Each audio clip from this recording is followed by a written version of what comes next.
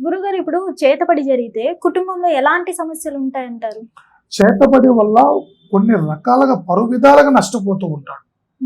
ఆ చేతబడి ఒక్కటే మనిషిని ఆరోగ్యరీత్యా దెబ్బతీస్తుంది, ధన రూపేణా దెబ్బతీస్తుంది, మనిషికి మనశ్శాంతి లేకుండా అయిపోతుంది, మనిషి కళ మారిపోతుంది, మనిషిలో ఉండవలసిన రంగులు మారిపోతాడు. మనిషి కోపంలో ఒక రకంగా, నిదానంలో ఒక రకంగా, ఆవేశంలో ఒక రకంగా, మనిషిలో చేసే పనిలో ఒక రకంగా, స్త్రీలతో ఒక రకంగా, ఒక్కొక్క విధంగా ఒక్కొక్క రకంగా మారిపోతూ ఉంటాడు. అది ఊసరెళ్ళి 4 రకాలు ఎలాగ ఏ రంగు మెరిగిపోతే ఆ రంగు మెరిగి మారిపోద్దో ఆ మనిషిలో కూడా శుద్రం జరిగింది అని అంటే అలాగ మారిపోతూ ఉంటారు. కొంతమందికి దద్దు బేరదు, కర్ర ఎరగదు, పాము చేస్తారు. కొంతమందికి ఏం జరుగుతుంటది, అది ఏం జరిగిందో అతనికే తెలియదు. అతను పోయే దారిలో ఏదైనా పనికి పోతాడు, అది అవ్వదు, పోస్ట్ పోన్ అయిపోతుంది. ఏదైనా మంచి వర్క్ చేయాలనుకుంటాడు, అది దాని దగ్గర దగ్గర రమ్మంటది, అది కాదు. ఒక స్నేహితుడు రూపాయి ఇస్తున్నట్టాడు, అది ఇవ్వడు. చివరి నిమిషంలో అది ఏదైనా కానీ నీరు గారిపోతూ ఉంటాడు మనిషి. అది ఏ రకంగా జరిగిందో అతను కూడా అర్థం కాదు. అలాంటి సమస్యలకు కూడా గురయ్యే వాళ్ళు చాలా మంది ఉన్నారు.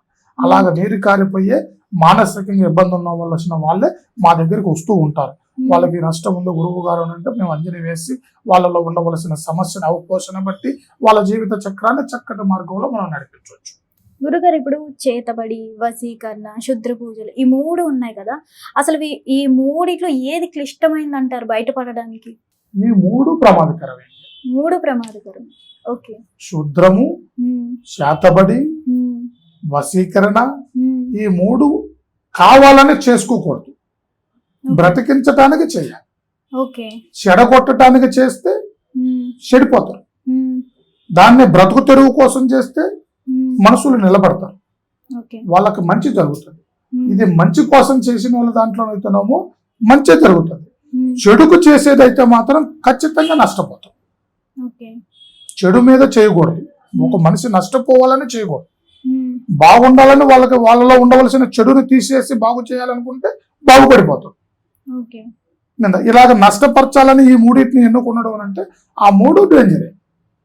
ఆ 3 చేతబడి ప్రమాదమే, శుద్ర పూజ ప్రమాదమే, వశీకరణలో కూడా కొన్ని ఆవరించేది ఏరు ఉంటాయి, మనిషిని ఇబ్బంది చేసేది కూడా ఏరు ఉంటాయి. వీటికి ఈ 3 సంబంధించి ఏది చేసినా ఆ 3 ప్రమాదమే. అసలు విముక్తి పొందొచ్చు అంటారు? ఖచ్చితంగా. వీటికి సంబంధించి ఎవరు గురవుతున్నా సరే, వీటికి సంబంధించి ఎవరు నలిగిపోతున్నా సరే, ఆ 3 చక్కటి పరిష్కారం మన దగ్గర. అలాంటికి నలిగిపోయే వాళ్ళు ఎవరైనా, మానసికంగా కుంగిపోయే వాళ్ళు,